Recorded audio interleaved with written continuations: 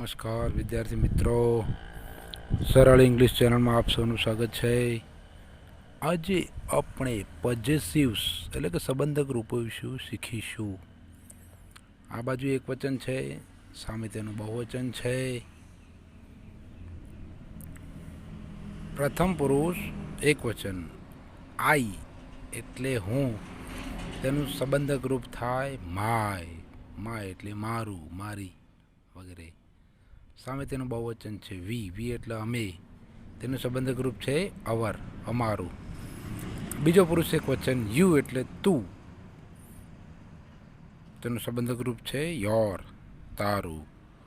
સામે તેનું બહુવચન છે યુ એટલે તમે, તેનું સંબંધક રૂપ છે યોર એટલે તમારું. ત્રીજો પુરુષ એક વચન હી એટલે તે, પુરુષ માટે, તેનું સંબંધક રૂપ છે હિઝ, તેનું. સી એટલે તે, સ્ત્રી મહિલા માટે, તેનું સંબંધક રૂપ છે હર, તેનું. ઈટ એટલે તે, વસ્તુ, પદાર્થ, પ્રાણી, નાન્યતર જાતિ માટે ઈટ વપરાય છે, તેનું સંબંધક રૂપ છે ઇટ્સ. હિસ, ઇટ આ ત્રણેયનું બહુવચન ધેય. ધે એટલે તેઓ, તેનું સંબંધક રૂપ છે ધેર, તેઓનું. હવે આપણે કેટલાક વાક્યો જોઈએ. વાક્યનો અભ્યાસ કરીશું તો આપણે ચોક્કસ ખબર પડી જશે. પહેલું વાક્ય આઈ એમ જસવંત, હું જસવંત છું. ધીસ ઇઝ માય બેગ, આ મારી બેગ છે.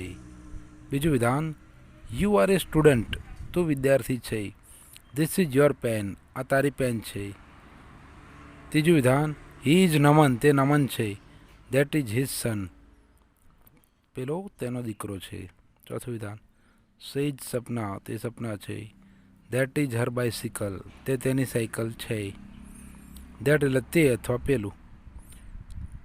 પાંચમું વિધાન ઇટ ઇઝ એન એલિફન્ટ, તે હાથી છે.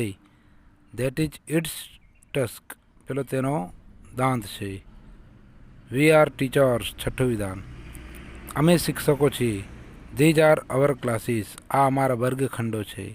સાતમું વિધાન દે આર ડોક્ટર્સ, તેઓ ડૉક્ટરો છે.